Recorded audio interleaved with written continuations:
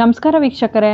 ರೈತರ ಹೋರಾಟಗಳ ನಡುವೆಯೂ ಕೂಡ ಗ್ರೇಟರ್ ಬೆಂಗಳೂರು ಸಮಗ್ರ ಉಪನಗರ ನಿರ್ಮಾಣ ಯೋಜನೆ ಉದ್ದೇಶಿತ 9 ಗ್ರಾಮಗಳ ಪೈಕಿ 3 ಗ್ರಾಮಗಳ ಭೂಸ್ವಾಧೀನಕ್ಕೆ ಸರ್ಕಾರ ಅಂತಿಮ ಅಧಿಸೂಚನೆಯನ್ನು ಹೊರಡಿಸಿದೆ. ಮುಂದಿನ ವಾರದಿಂದಲೇ ಪರಿಹಾರ ಬಿಡುಗಡೆ ಆರಂಭ ಆಗ್ತಾ ಇದೆ.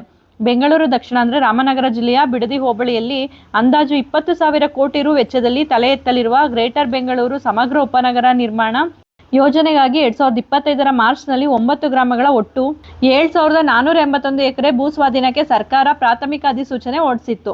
ಸಾರ್ವಜನಿಕರು ಭೂಮಾಲೀಕರಿಂದ ಆಕ್ಷೇಪಣೆ ಸಲ್ಲಿಸುವಂತೆ ಕೋರಿತ್ತು. ಭೂಸ್ವಾಧೀನ ಕಾಯ್ದೆಗಳ ಪ್ರಕಾರ 1 ವರ್ಷದಲ್ಲಿ ಅಂತಿಮ ಅಧಿಸೂಚನೆ ಹೊರಡಿಸಬೇಕಾಗಿತ್ತಾದರೂ ಈ ಅವಧಿಯನ್ನು ವಿಸ್ತರಿಸುವ ಅವಕಾಶ ಸರ್ಕಾರಕ್ಕಿತ್ತು. 2025 ಮಾರ್ಚ್ 12ರಂದು ಪ್ರಾಥಮಿಕ ಅಧಿಸೂಚನೆ ಹೊರಡಿಸಲಾಗಿತ್ತು. ನಂತರ 2026 ಮಾರ್ಚ್ನಲ್ಲಿ ನಗರಾಭಿವೃದ್ಧಿ ಇಲಾಖೆ ಸರ್ಕಾರದ ಅಧೀನ ಕಾರ್ಯದರ್ಶಿ ಅಂತಿಮ ಅಧಿಸೂಚನೆ ಪ್ರಕಟಿಸುವ ಅವಧಿಯನ್ನು 2027 ಮಾರ್ಚ್ 11ರವರೆಗೆ ವಿಸ್ತರಿಸಿದ್ರು. ಇದೀಗ 518 ಎಕರೆ ಸ್ವಾಧೀನಕ್ಕೆ ಅಂತಿಮ ಅಧಿಸೂಚನೆ ಹೊರಡಿಸಿದೆ. ಇತ್ತ ರೈತರ ಹೋರಾಟ ತೀವ್ರ ಸ್ವರೂಪ ಪಡೆಯುತ್ತಿದ್ದ ಬೆನ್ನಲ್ಲೇ ಮತ್ತೊಂದೆಡೆ ಶೀಘ್ರ ಭೂಸ್ವಾಧೀನ ಮಾಡಿಕೊಳ್ಳಿ ಎಂಬ ಒತ್ತಡವೂ ಒಂದಿಷ್ಟು ಮಂದಿ ರೈತರಿಂದ ಕೇಳಿ ಬಂದಿತ್ತು.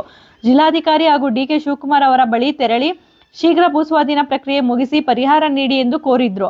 ಈ ನಡುವೆ ಮೊದಲ ಹಂತದಲ್ಲಿ ಕೆಂಪಯ್ಯನಪಾಳ್ಯ, ಮಂಡಲಹಳ್ಳಿ, ವಡೇರಹಳ್ಳಿ ಗ್ರಾಮ ವ್ಯಾಪ್ತಿಯ ಭೂಸ್ವಾಧೀನಕ್ಕೆ ಅಂತಿಮ ಅಧಿಸೂಚನೆಯನ್ನು ಜೂನ್ 11ರಂದು ಹೊರಡಿಸಲಾಗಿದೆ.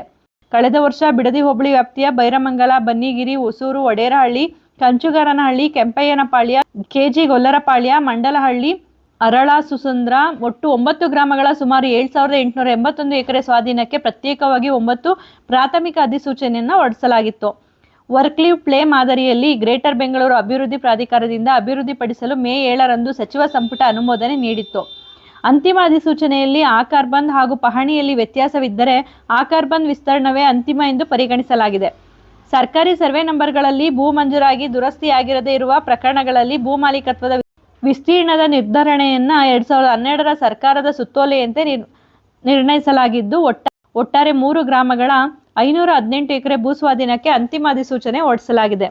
ಎಕರೆಗೆ 2.7 ರಿಂದ 2.5 ಕೋಟಿ ರುವರೆಗೂ ಭೂ ಸ್ವಾಧೀನಪಡಿಸದಿದ್ದಲ್ಲಿ 10% ಪರಿಹಾರ ಕಡಿತ ಸಾಧ್ಯತೆ. 6 ಗ್ರಾಮಗಳ ಸುಮಾರು 7,000 ಎಕರೆ ಭೂಸ್ವಾಧೀನ ಅಂತಿಮ ಅಧಿಸೂಚನೆಯ ಬಾಕಿಯನ್ನು ಉಳಿಸಿಕೊಳ್ಳಲಾಗಿದೆ. ಯಾವ ಗ್ರಾಮದಲ್ಲಿ ಭೂಸ್ವಾಧೀನದ ವಿಸ್ತೀರ್ಣ ಎಷ್ಟು ಅನ್ನೋದಾದರೆ, ಮಂಡಲಹಳ್ಳಿಯಲ್ಲಿ 71.13 ಎಕರೆ, ವಡೇರಹಳ್ಳಿಯಲ್ಲಿ 63.1 ಎಕರೆ, ಕೆಂಪಯ್ಯನಪಾಳ್ಯದಲ್ಲಿ 384.22 ಎಕರೆ ಇದನ್ನು ವಶಪಡಿಸಿಕೊಳ್ಳಲಾಗ್ತಾ ಇದೆ.